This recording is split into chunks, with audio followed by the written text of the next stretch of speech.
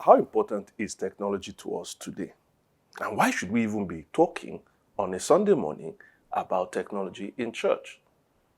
Well, picture three guys. One is called Ajani, the other one is called Ajanoku, and the third is called Ajay. Now, Ajani lives in 1420, Ajanoku in 1820, and Ajay in 2020. Whose lives, in terms of just two of them, whose lives do you think will be closest to one another in terms of their lived experience?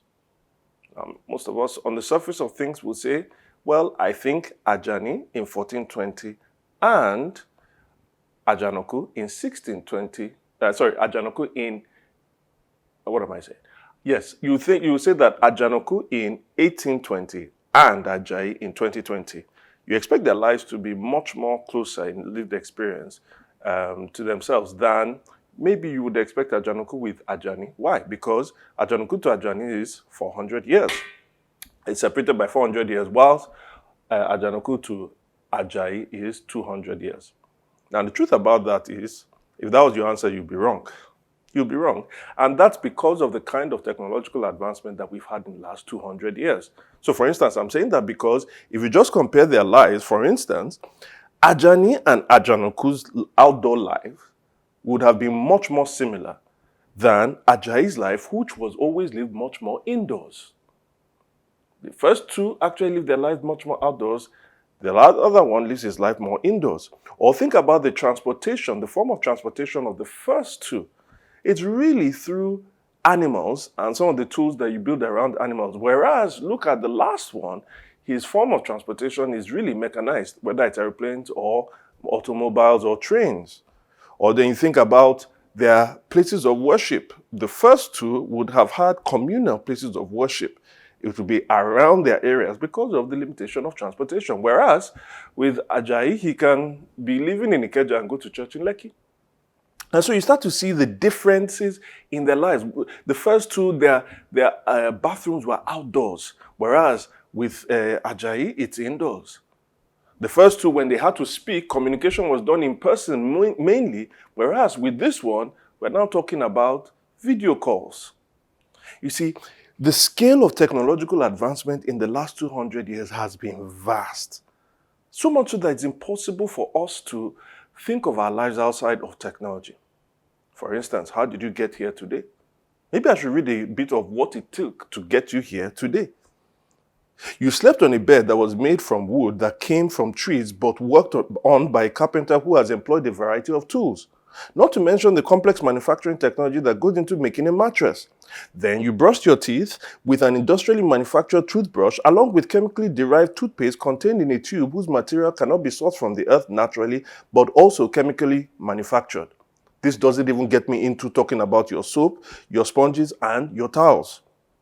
Then you got dressed in clothes, whose fabric's technological development was probably researched upon in a university, and then realized and scaled up in some manufacturing plant, only to be sold by sewing machines, to be sold by a tailor using sewing machines. Let's not get into your slippers, sandals, and shoes that you're wearing. But what about your food? You probably ate on using ceramic plates. Your kids used utensils made of both alloy, metal, and plastic. You are sitting on a manufactured and carpenter-made sofa in a house built with cement derived from limestone to watch an electronically manufactured TV, desktop, laptop, tablet, or smartphone powered by an electrical grid or battery on the back of internet accessibility transmitted via fiber optic or radio waves to you in a place whose temperature is manipulated to your comfort by a fan or air conditioner, only to hear, "Welcome to City Church." And the fact that you are joining service via live broadcast on YouTube, Mixer, Facebook, none of which existed before the year 2000, or none of which existed in the year 2000, is itself a technological achievement. Do you understand it now, why we have to treat this topic? Because it is impossible to think about our lives without technology. If it's that much around us, If it's that much around us in the world that God created, do you think that God doesn't have anything to say about it? Well, actually, the Bible does have a lot to say about it, and that's what we want to look at in this 3-part series. Because if we are able to see what the Bible says about it, then we can be wiser on how we use technology. Ultimately, we're going to look at how technology starts and the framework that the Bible provides for technology, but also practically how we can use it in a way that it doesn't use us. But ultimately, you also always see that technology always points us to the gospel of Jesus Christ. So today we want to start with origins. That's why we call this sermon Wired from the Beginning. And we'll be looking largely just in the first 6 chapters of the Bible, first 6 chapters of Genesis. And so I've divided it into 3 different sections. We called it technological origins, technological malfunction, and technological upgrade. Technological origins, technological technological origins, technological technological malfunction, and technological upgrade. All right, I'm not going to try that again. All right, so let's start with the first one. Now, how many of us think about computer programming? You see, if you've not, think again, because a lot of the things that you run on your life is really based on some kind of computer program or the other, the device that you're using and the app that is enabling you to watch it on that device. All of them are running on some kind of computer programs.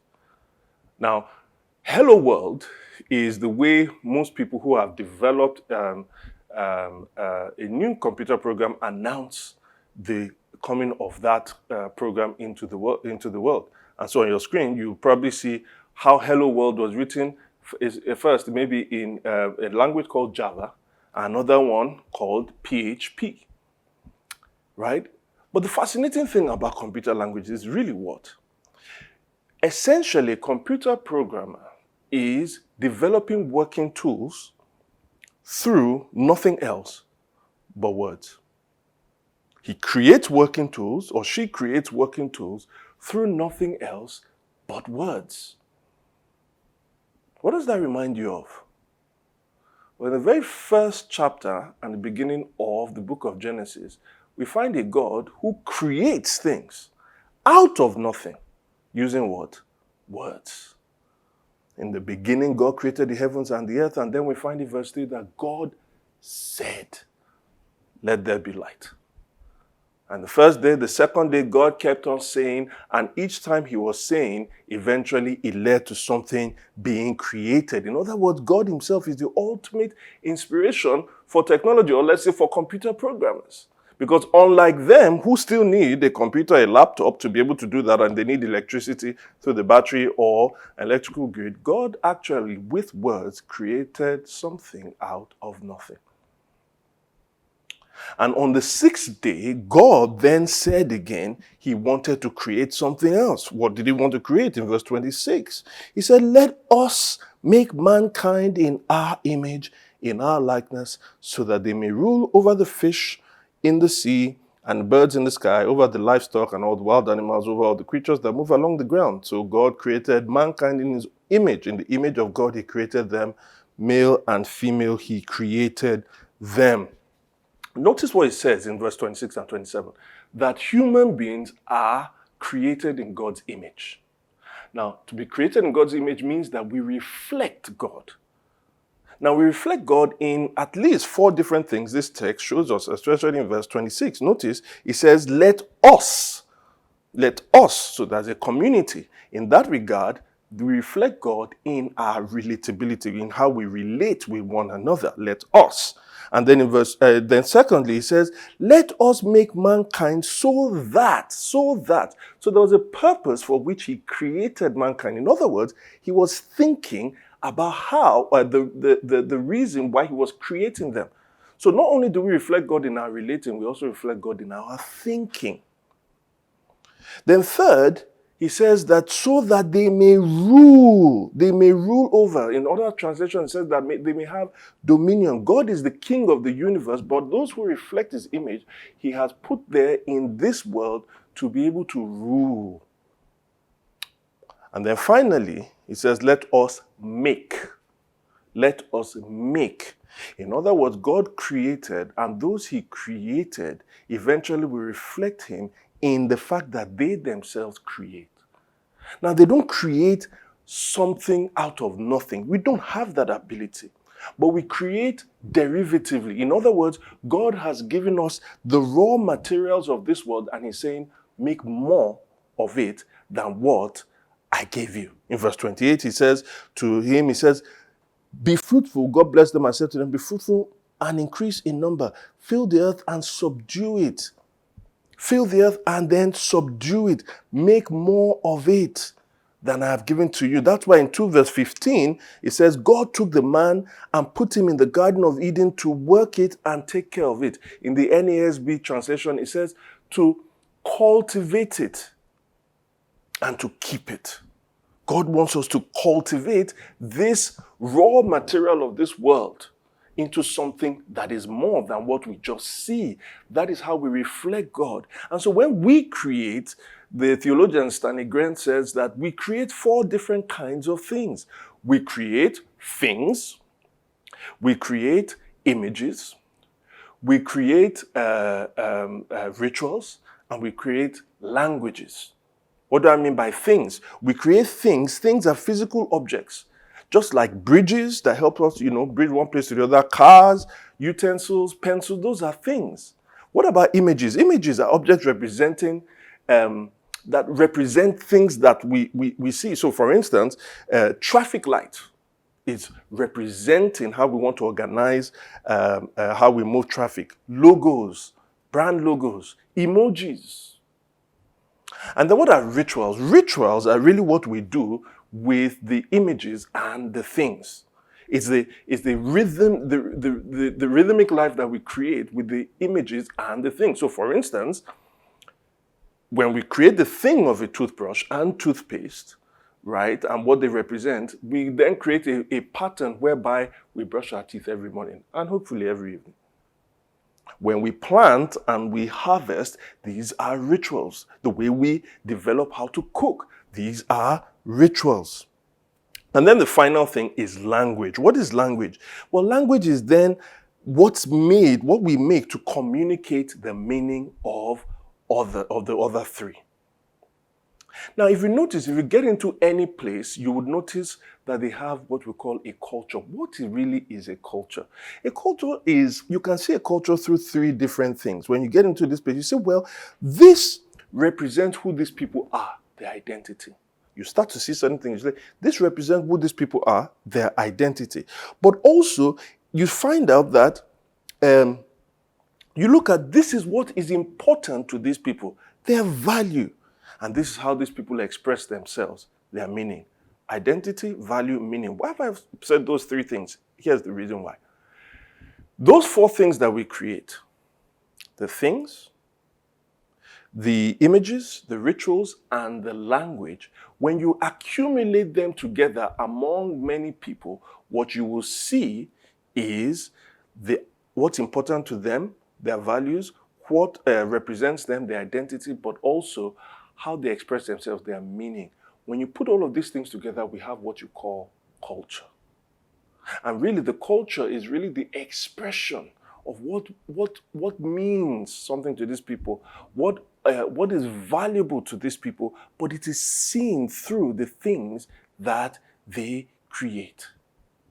Don't forget that the whole basis of our reflection of God in our creativity is to make more of the world that God has given to us. But ultimately, when we continue to do that, that eventually leads to us making culture. That's why some people have said Genesis 1:26-28 is the cultural mandate.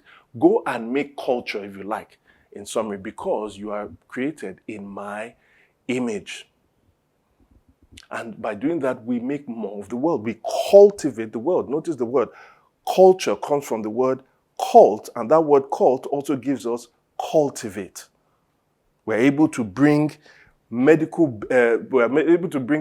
pills out of herbs. We're able to bring cement out of limestone, gari out of cassava, silicon or microchips out of silicon when we make more of the world. Where am I going with this? And where does technology fit into all of this? Because really you should ask the question, what is technology? Well, technology sits between that raw creation of God and the thing we are trying to create for a particular purpose. It sits between that raw creation of God and the thing we are trying to create for a particular purpose. A guy called John Dyer and his book, From Garden to the City, really has inspired my thinking on this. He says technology is the human activity of using tools to transform God's creation for practical purposes. The human activity of using tools to transform God's creation for practical purposes. Have you seen what it is there? Technology is what we use to transform. We want to transform something. God says, go and make more of the world. How are you going to make more of the world? It is when you transform the world. What do you use to transform it? Technology. So for instance, take a wall, and you take a hammer and you drive a nail into that wall. What have you done? You've transformed that wall. Because now the wall has a hole that was not there prior to when you drove that nail into it. But what are you using that hole for? Well, you're using it to put a nail inside, and now you can hang a painting or you can hang a clock on it. The practical purpose was to put that painting on the clock. What you had in your raw material was the wall.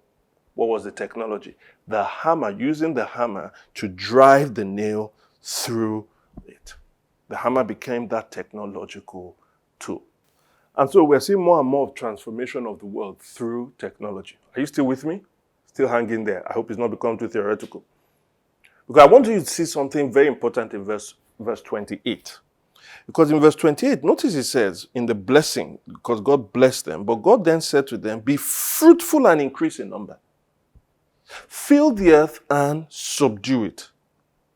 Fruitful and increase in number, fill the earth and subdue it. So you notice something, that the fruitfulness and the increase of the human population is also linked to its subduing of the earth. In other words, the increase should lead to more cultivation, but for you to achieve more of that cultivation, you need more innovation.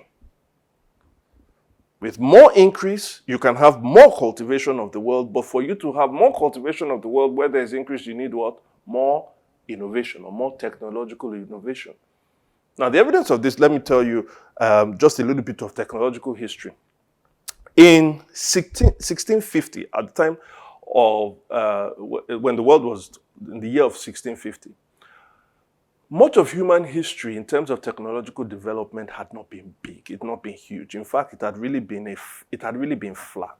There are some developments here and there, but much of human history had not seen any huge revolution. Now, almost 200 years before that, you had Gutenberg's, I think 1440, Gutenberg's printing press. But after that, nothing huge. But then a turning point came in 1650. Because between 1650 and 1850, I want to give you 3 different periods. Between 1650 and 1850, something happened. You know what happened? The population of the world doubled. And in that same period, what had happened was, because of Gutenberg's printing press, more books were now being published. All of a sudden, thought that had to be people's thinking and knowledge that you could only access when you were with them, all of a sudden now could be put on something where they were not there. It could be put on something, their thoughts could be put on material, and that was now independent of their presence. And in the same period as well, there were improvements in shipping. And so transportation became more efficient and more effective. What do you think then happened? Along with the printing press, more people writing, and now all of a sudden, knowledge is being, books are being written and being produced, and now there's more transportation, there was more sharing of knowledge, an increase in sharing of knowledge. And as we fast forward within the latter period of 1650 to 1850 was what we then call the Industrial Revolution. where machines, big machines, powerful machines, some of which you can see on your screen, right, were now created to replicate the mechanized human behavior, but to amplify it. It was replicating what we do with our hands, replicating what we do with our legs, but all of a sudden now it's on larger scales. And this then led to the production of goods at speeds and quantities that had never been seen before. You know the result of that? The mortality rate was cut. And because the mortality rate, as in the rate at which people died, was brought down, the human population also grew. And as the human population grew, so did wealth as well. Before, when somebody had to paint, could take 2 years to paint for you, all of a sudden now that same painting could be done in 2 hours by machines. Everything changed. 1650, over 200 years, the population doubled, and there was more subduing and cultivation of the world. The next period was from 1850 to 1950. Do you know what happened in that period to the world's population? It doubled. It doubled.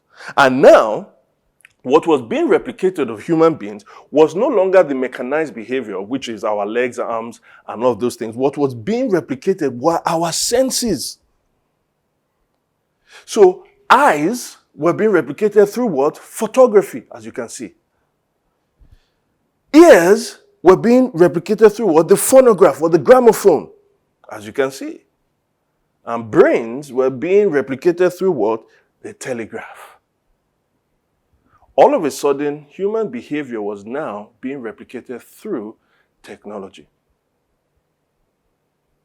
The next age, the third one I want to talk about, is from 1950 to the year 2000. What do you think happened to the world's population? You guessed it.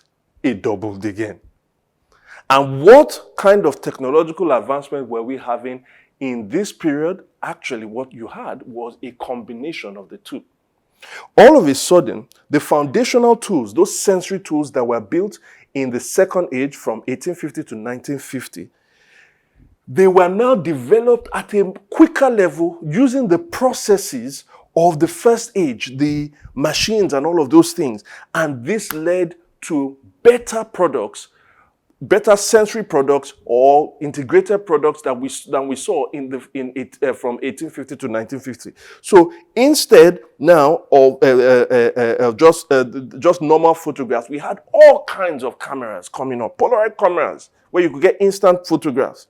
We now had radios. We now had televisions. We now had mobile phones. We now had computers and the internet, which were really the grandchildren of the telegraph. Do you see what has happened? But I hope you've also noticed what was going on. In each of these periods, the population of the world was doubling. And each of the periods was half the time of the previous one. Population of the world doubled in 200 years. Next thing, population of the world doubled in 100 years. And next thing, population of the world doubled in 50 years. Increase, be fruitful. But then when you do that, fill and subdue the earth. Cultivate it. Only Lord knows. We are probably living in another age. If we follow that logic, I don't think we are doubling between 2020 and 2025. But the technological advancement, now we're in the age of apps, we're in the age of social media and all of those things. Maybe the one we should even be more scared of or more happy with is the one that comes after 2025, when we are going to have 5G, most likely, and we're going to have artificial intelligence become more and more prevalent in our day. I don't know how that is going to transform the world. But what I want you to see in all of this is this, that as population increases, the technology that we have progresses to help us subdue God's creation. We are creating more and more things that is improving our quality of life in certain ways. In this regard, technology is an act of God. It is a result of the blessing that God gave to humankind and the cultural mandate that he gave to us. Now, but that leads me to my second point. Now, the second point we call technological malfunction. Now, these human beings that God created, Adam and Eve, they wanted to be more than human. They wanted to be God. They fell into temptation through Satan. You see, God told them not to eat of a certain thing. And in verse 6 of chapter 3, Satan tricked them, and she saw that the fruit was desirable for gaining wisdom, and eventually she gave it to her husband, and he ate. The eyes of both of them were open. Then they realized that they were naked. I'll get back to that.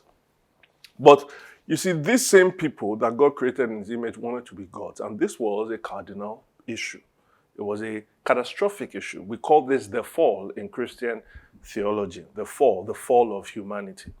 Now, what does this mean in relation to technology? There are three things I want you to see. Call them devotion, reflection, and distraction. Devotion, reflection, and distraction. Now, when they had fallen, what did they do? Look at it in verse 7. The eyes of both of them were open, and they realized they were naked. So, in order to clothe themselves with to clothe themselves, what did they do? They looked for a technological solution. They sewed fig leaves together and made coverings for themselves. Now, many times we don't think about clothes as a statement, as a technological product. We don't just think about it in terms of the identity that is able to help us show our fashion sense and what have you. But first and foremost, for them, it was helping them to protect them from their environment. It was a technological solution. But it was something deeper. Because prior to that, they didn't know they were naked. God asked them, how did you know that you were naked? In other words, there was something deeper that was going on there. All of a sudden, they felt vulnerable. Why? Because they were ashamed. And that shame meant that they had lost something. They had lost a certain kind of covering. That is, their relationship with God was now compromised because they had fallen into sin.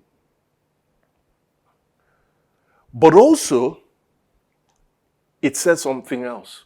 Who sowed it? They sowed it themselves. In other words, after they had fallen from God, they now became their own saviors. They looked for the technology to be able to save them.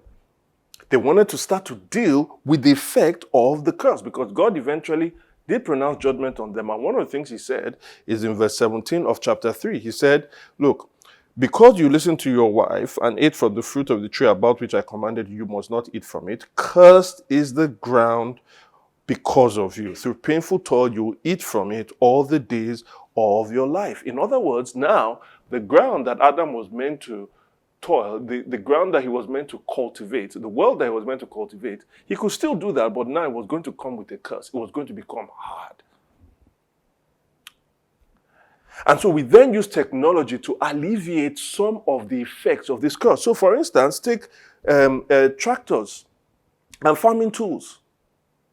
That is what people use to try to till the unruly soil. Or take one of my favorites. In fact, I don't know how I would have lived if I didn't live in this time.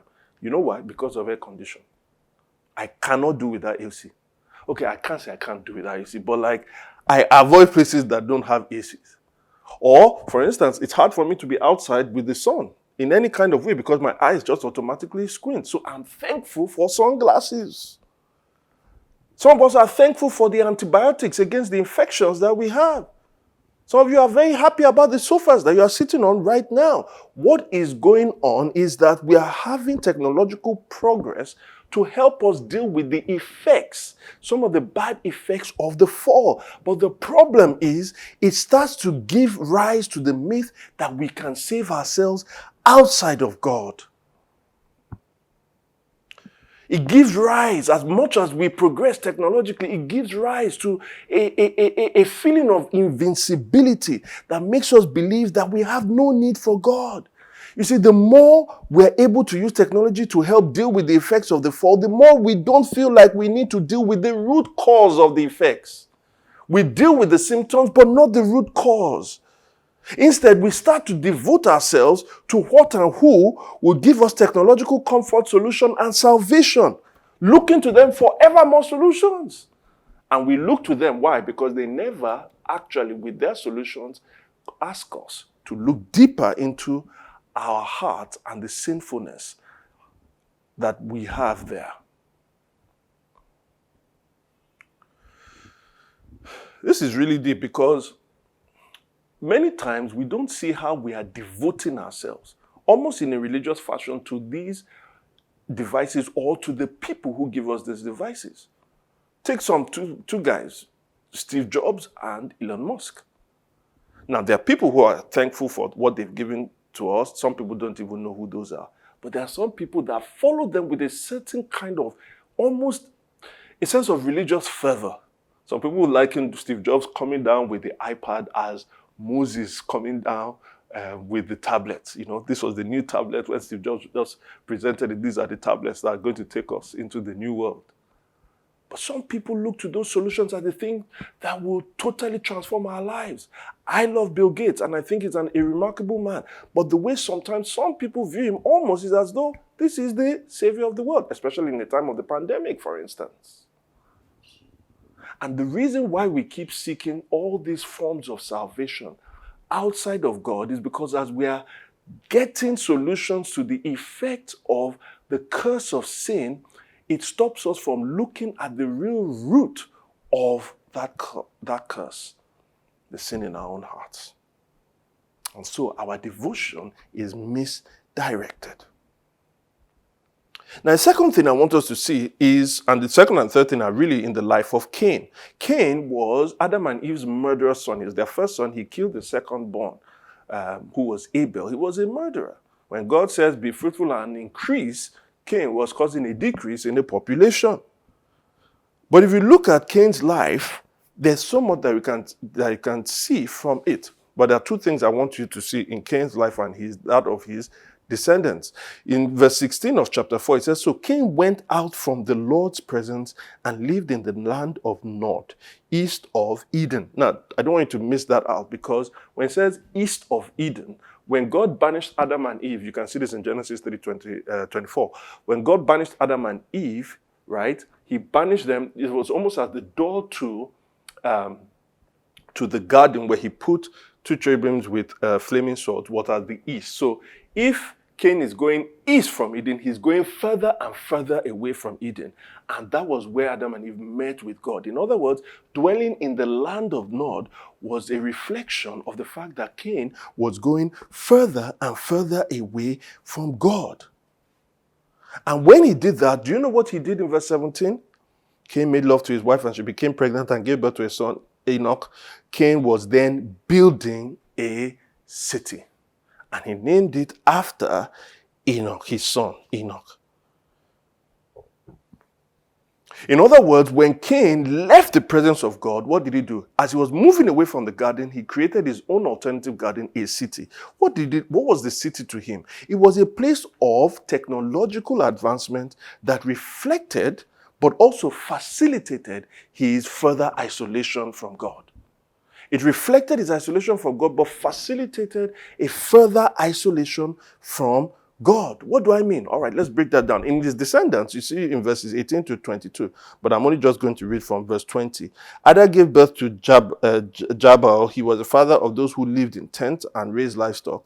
His brother's name was Jubal. He was the father of all who played string instruments and pipes. Zillah also had a son, Tubal-Cain, who forged all kinds of tools out of bronze and iron. Tubal-Cain's sister was Nema. You can read the rest. But notice what happened, that in this city, as Cain's generations, as Cain's descendants continued to multiply, we saw the building, almost like a technological revolution, right? The building of animal husbandry, the arts and music, and technology. Food, entertainment, and tools. That's what you see in culture, isn't it? So the fact that we are broken by sin doesn't mean that we will not make things. That doesn't mean we won't reflect God's image. We still continue to create. As you can see in Cain's wicked and murderous lineage, they still created things. And so the fact that people do not believe in God doesn't mean that they're not capable of doing extraordinary things. However, Cain named that city not in honor of God, but in honor of his son. In other words, the building of the city reflected Cain's lostness from God. But as I will also say, that it also became the means to ensure he kept being distracted from God. Let me give you an example of these two.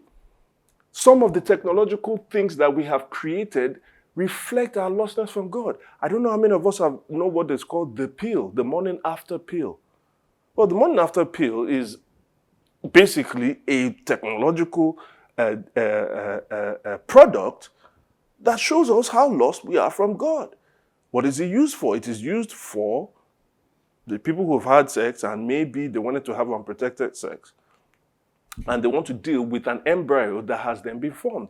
Now, as Christians, we believe that the embryo itself has human life. It has human life. We don't know when personhood starts and all that, but we know human life has started. Now, the morning after pill, you can use it 72 hours, up to 72 hours after you've had that sex, and it acts as what we call an abortifacient. It destroys the embryo. There is nothing in that honors God. In fact, it is rebellion against God. Because we are not the ones that create human life. We may be actors in it, but we are not the ones. And so when we do that, we are stopping the increase by killing. It reflects our lostness from God. And there are other things there. Someone asked me about neurolinguistic programming. And basically, I've tried to summarize this as it attempts to program us into attaining somebody else's achievement by altering our disembodied consciousness to that of that other person's consciousness. It's, again, playing God in ways that God has not asked us to do so. So there are many technological things we develop. Not all of them are, but some of them we develop that reflect our lostness from God. Why? Because of our biggest problem, which is sin that is dwelling in our hearts. But furthermore, not with the tools that actually reflect our lostness, but we can use tools to continue to distract us. You see, Cain, when he murdered his brother, when God came to him, before he murdered his brother, but God tried to warn him about the path he was going. He didn't listen. He was distracted. After, when he murdered his brother, God was even trying to get him to repent again. He wouldn't listen. When he went further away to the land of Nod and he built a city, the accumulation of things, the cultivation of goods, the work, all of those things that he was doing was a way to distract him from God. He distracted himself through work and the things he was producing in work, but he also distracted himself through his entertainment, through his food, through all of those things. Food, entertainment, and there was the last one. And the tools that he has. Does that sound familiar to us? Because even as I'm speaking to you now, some of you, as you have been listening to this sermon, you've been distracted by yet another social media notification. And there's the thought that I can be listening to the word of God, but I can also be doing that thing. For some of us, when we wake up, the first thing we do, rather than pray or read our Bibles, is to respond to another message, email or text. Or the last thing we do before we sleep, rather than pray and reflect on how we probably have sinned in the day and then talk to God about it, what do? We just keep scrolling through our social media pages and we keep going through our different social media apps. You know what we are doing? We are distracting ourselves from hearing God's voice to point to the problems in our lives. That is what we do with technology. And so what ends up happening is when you bring the misdirected devotion and the sinful reflection and the unrelenting distraction, you know what this shows us? That we have a technological malfunction. I don't know about you, but anytime I have a technological malfunction on my computer, maybe there's a bug or something, you know what we need many times? We need a technological upgrade. And that leads me to my third point. So the third point is technological upgrade. And I want to conclude with two other stories in Genesis. Now, at some point, after Cain, the story of Cain, Adam and Eve had another son called Seth. And we are shown the lineage of Adam through Seth in Genesis chapter 5. And then we get to this interesting period when there's a guy called Noah living. And the sin had multiplied so much in the world, and particularly through violence. You see that in Genesis 6:13, God that it was so much that God said, you know what? I'm going to actually destroy everyone. So God was going to destroy everyone, but he was going to save Noah and his family. How was he going to do that? There was somebody else in that lineage called Enoch, not Cain's Enoch, another one. And Enoch, he said, well, he walked with God and he was not. That is, he wasn't there again. Why? Because God took him. Maybe God was going to do that for Noah and his family. Just take them supernaturally. Nope. In fact, the way God was going to save Noah was through what? Technology. You see, God told Noah in verse 14, okay, let me read 13 again. I'm going to put an end to all people, for the earth is filled with violence because of them. I'm surely going to destroy both them and the earth. So make yourself an ark of cypress wood. Let me stop you there. The word make there, that Hebrew word that is used there, is the same word that was used when God said, let us make mankind in our image.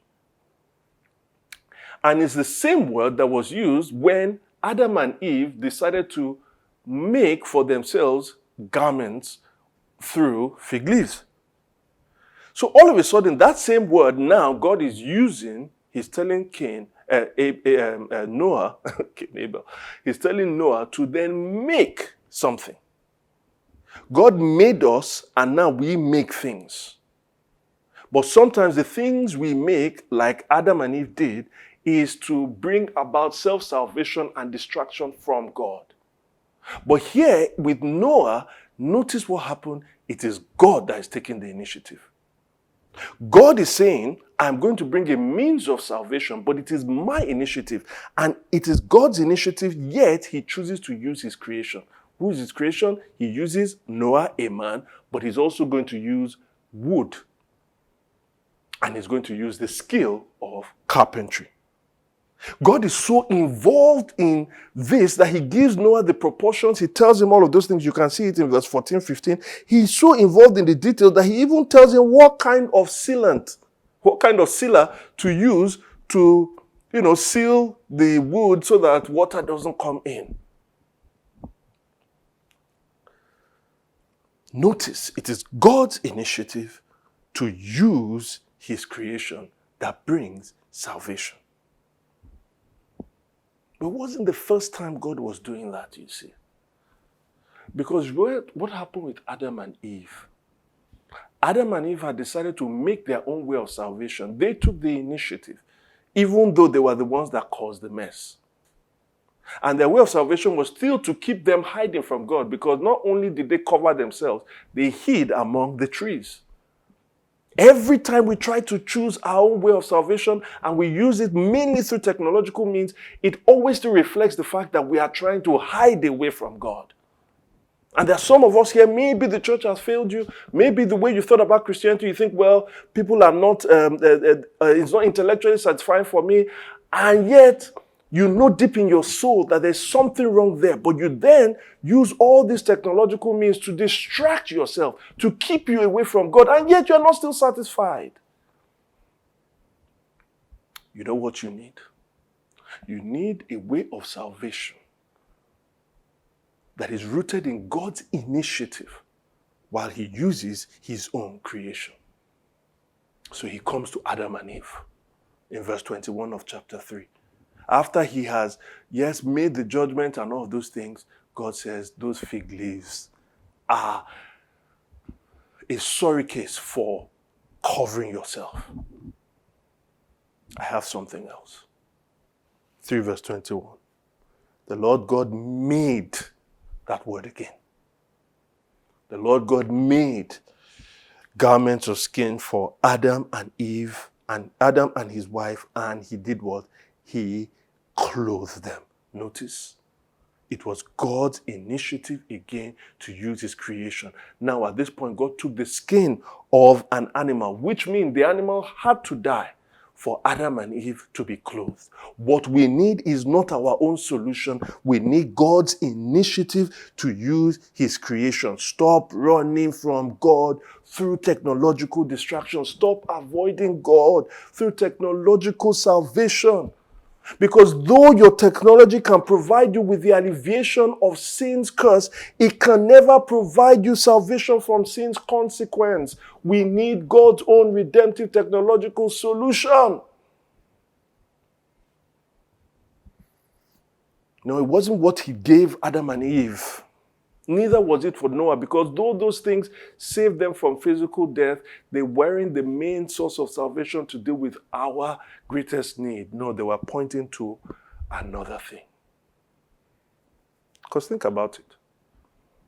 How did God save Noah and his family? In one sense, it's very simple. We don't know what Noah's occupation was before then, but we certainly knew what Noah was doing after then. Noah was a carpenter. And the means of technology was carpentry, by building the ark. And this was pointing to God's ultimate means of salvation. When God wanted to save us, humanity, from the sin in our lives and the consequences of that sin, you know what he did? He chose a carpenter. And he used carpentry. You see, Jesus was God who came into this world, and the father that raised him was a carpenter, Joseph. And up until Jesus himself was referred to as the carpenter. And the means of salvation was Jesus on a work of carpentry, the cross. No, it wasn't a work of carpentry that he made in his physical life. It was made by Romans. It was a form of carpentry that was not meant to beautify someone's house. It was meant to dishonor the person that was put on it while they died. And you're wondering, how come Jesus was put and hung as a criminal with so much shame? It was because of you. Because notice that God was telling Adam and Eve that the fig leaves that you are used to clothe yourself cannot really clothe your shame. I will give you something else in anticipation of the thing that will finally take your shame away. That was the cross of Christ. Because like God clothing Adam and Eve's shame with a dead animal skin, Jesus was uncovered by our shame in his death so that he can cover us with his majesty in his resurrection. God ultimately doesn't say, because we use technology for all the wrong things, that I'm going to dispense with it. He says, I'm going to come into this world and I'll use my own chosen means of technology to bring you the greatest thing that you need to be restored back to me. Listen to me. Your restlessness can end. Your guilt can be pardoned. Your shame can be covered. Turn to Jesus. It's Jesus that not only saves us through God's own chosen technological means, but he then helps us to rethink how we use technology. Now, I'm going to be looking at that in the next two teachings, but today I just hope that we see God's grand plan, how we are wired to create technology, but also how our sin rewires us to use the technology in a wrong way, but how God, through Christ, can rewire us one more time through his own means of technology so that we can have a new lens of looking at it.